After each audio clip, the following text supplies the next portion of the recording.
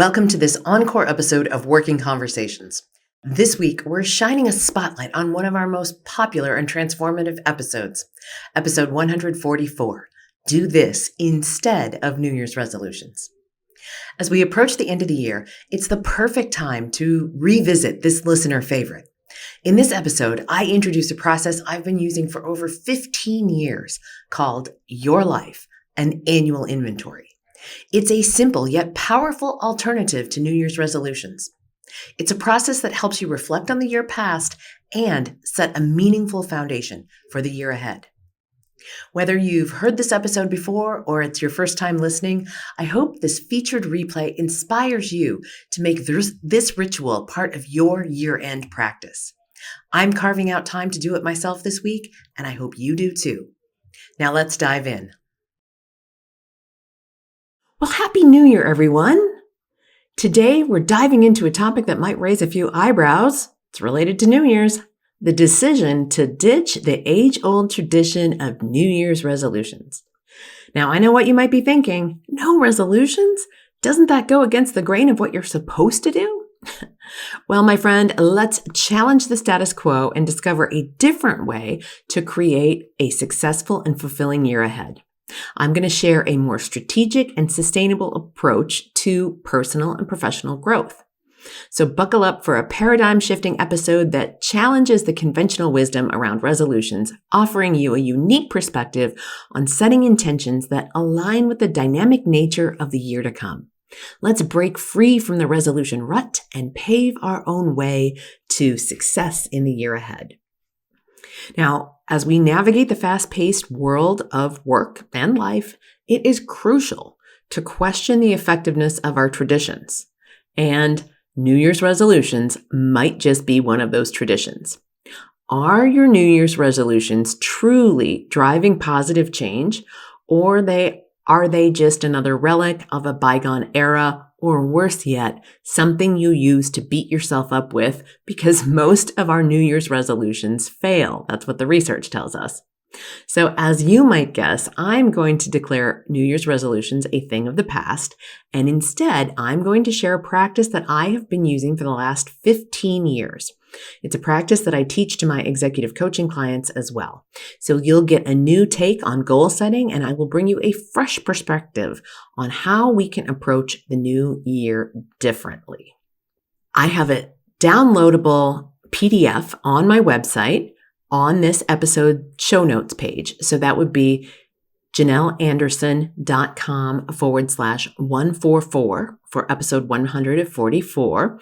And you can download a one-pager that will walk you through this. So I call this Your Life, an Annual Inventory. Now, this comes from a book that I read many, many years ago called The Not So Big Life by Sarah Susanka. So Sarah Susanka is an architect, and in fact, the first book of hers that I read is called The Not So Big House.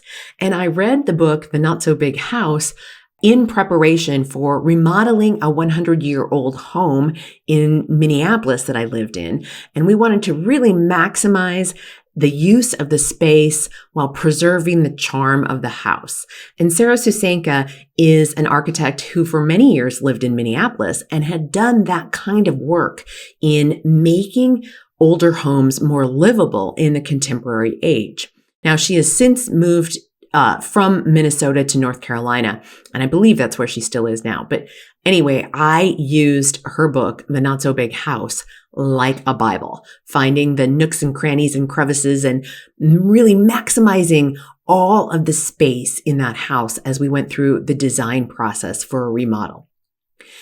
Well, then she wrote a book called The Not So Big Life, and the subtitle of the book is Making Room for What Really Matters.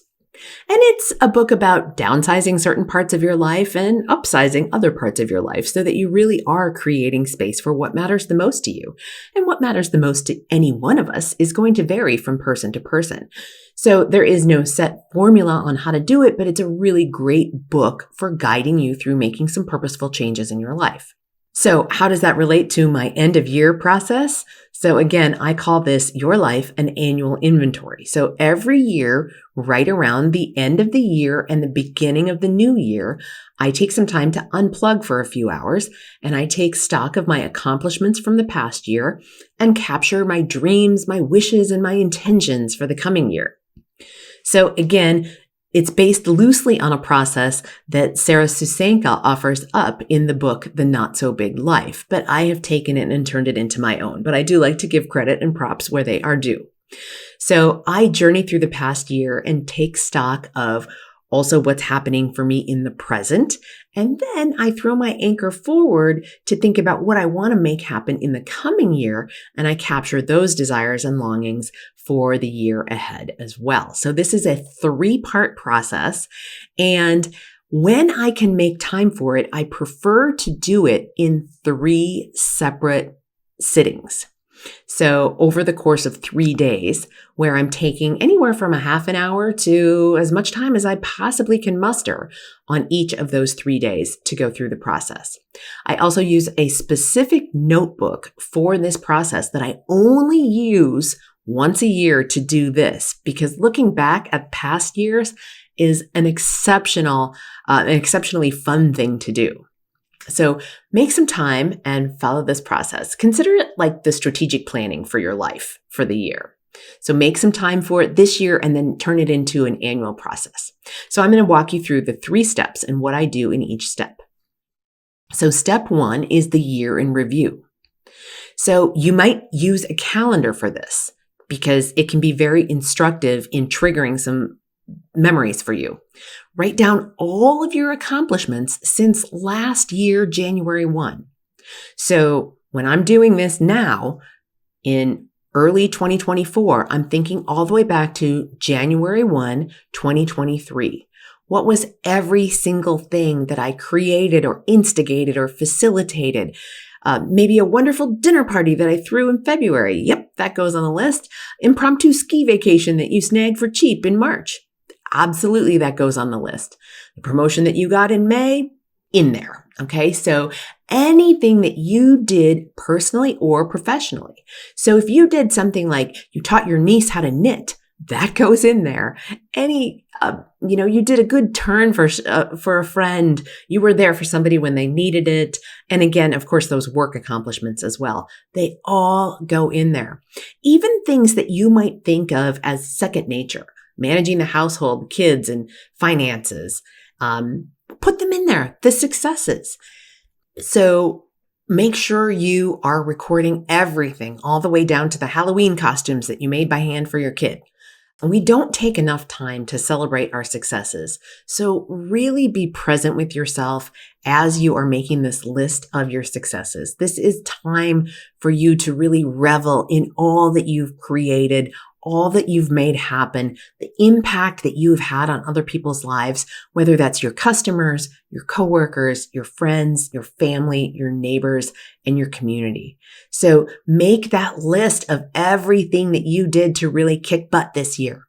And I don't care how you write it. I don't care if you write it out in full sentences or if this is a list of bullet points. But try to include every single thing that you did. Again, that's why it can be so helpful to do this with a calendar in hand. So you can be looking back on what some of those milestones were, because a lot of times that stuff gets recorded in our calendar. Okay, that's what you'll do on day 1 if you're splitting this into a 3-day process. And again, it might take you half an hour. It might take you a few hours. Step 2 then is to think about the present, and I call this the radical present. So now you've got your accomplishments of the last year clearly in view. Now it's time to connect deeply with your current state.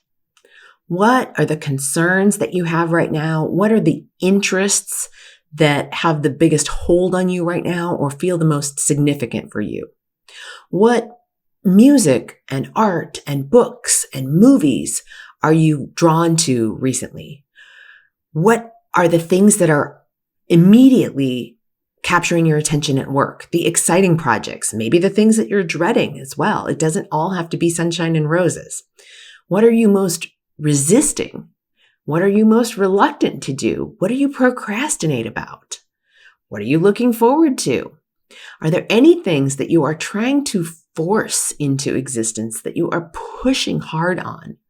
And then also, are there any things that you are feeling some interesting synchronicity about? Some things just sort of happening at the same time or similar things happening in your life. So connect deeply to your current state. It's what Julia Cameron in her book, The Artist's Way, she calls it getting current. So it prepares you for creating your wishes and dreams for the coming year. And in The Artist's Way, Julia Cameron recommends that you do a session of getting current, what she calls the daily pages, getting your pages every day. But you don't have to do them every day if you don't want to. But for right now, I want you to get current with what is top of mind for you right now. What are you worried about? What are you concerned about? What are you interested in? This is a place for you to just get current with yourself. And again, everything is on the table here. This isn't just about your personal life. This isn't just about your professional life. This is about both, any and all. Everything you're worried or concerned about, anticipating, looking forward to, procrastinating from. I said that a few times. I guess I am a bit of a procrastinator. It's a good place for me to look. All right. Now, again, you can take a half an hour or you can take a couple of hours to get all of that out on paper. Now you'll be ready for step 3. And again, I do like to break this into 3 days and to do 3 separate sessions. Now in step 3, you're going to be thinking about the year in advance, the year to come. So what do you want to have happen in your life in the coming year? In all areas of your life. Again, work, family, personal relationships, your relationship with yourself, fun things that you want to do, maybe things in your home or your broader environment. What do you want to have happen? So think about all of those categories and take each area individually and explore for yourself what your heart most desires. From changing jobs to being more present with your children to hiking to the bottom of the Grand Canyon with your best friend from grade school, whatever it is, write it all down. Explore the contours of your dreams for the coming year. Now, the more that you allow yourself to play in this exercise, the more you will connect with what you are yearning to do, what you are yearning to make happen and bring into existence in your life, both professionally and personally. And when you really allow yourself this dreaming and scheming, you start the amazing process of bringing it into being. The best part of this exercise actually comes a year from now. Because once you've completed this process, you're going to put the journal away and you're not going to look at it at all until next year. And then when you start doing this for the year that has just ended, for the end of 2024, the very first thing that you're going to do is you are going to start this whole process with a leisurely read of what you did right now at this time. You're going to start the process with that leisurely read of what you had accomplished in 2023, what was top of mind at the beginning of 2024, what you hoped for, what you most desired as you envisioned the year in advance for 2024. You will come away amazed and inspired by what has happened in your life in the past year. And then the fun part is you get to do it all over again. So imagine yourself, instead of Happy New Year 2024, it's now Happy New Year 2025. And you're starting this process again for the second time. It is so much fun. It is so much fun. And when I definitely carve out extra time, I can even flip back through years past. And that is where the true joy comes in, because when I look back to something that, let's say, happened, maybe what I was thinking and dreaming of when my kids were little, and now that they're teenagers and in their young 20s, it's so much fun to look back on what I was creating for myself and what my hopes and dreams were for my family. And the same goes for my business. When I look back 10 years ago to see what I was thinking about and dreaming about making happen in my business. And then I see how far I've come and what I've created now. Oh my gosh, it is just such a rewarding experience. Now, I will also warn you that once in a while, there's something maybe even more often than once in a while, there's things that didn't go as planned. And that's okay too. It's okay to look back on those things and see what you had dreamed of, and maybe it didn't come to fruition, and maybe your life took a strange turn of events because something circumstantial that you never could have predicted. And those happen both for the better and for the worse. But it is very rewarding to be able to look back through years worth of data to see what my accomplishments were, what I was radically present to in the moment of writing, and what I was hoping to create in the coming year. So that's my assignment for you in this first week of January, to take a moment to do this process. Again, your annual inventory is going to start with the year in review. Then you are going to get radically present to what you are thinking about right now. And then step 3, you are going to create the year in advance and write down all of the exciting things that you plan to do, the accomplishments, and, even some of it is a little bit mundane. Some of it might be a little bit mundane, but if it inspires you, write it down and get it in there. This is such a fun process, and I can't wait to see you explore with it. All right, my friends, your year in review. This is the time of year to be working on it. Your annual inventory. Now, remember, the future of work is not only about technology, it's about the values we uphold, the communities we build, and the sustainable growth that we all strive for. We need to keep exploring, keep innovating, and keep envisioning the remarkable possibilities that lie ahead. And this exercise will help you with that. As always, my friends, stay curious, stay informed, and stay ahead of the curve. Tune in next Monday for another insightful exploration of the trends shaping our professional world. Until then, Happy New Year, and be well, my friends.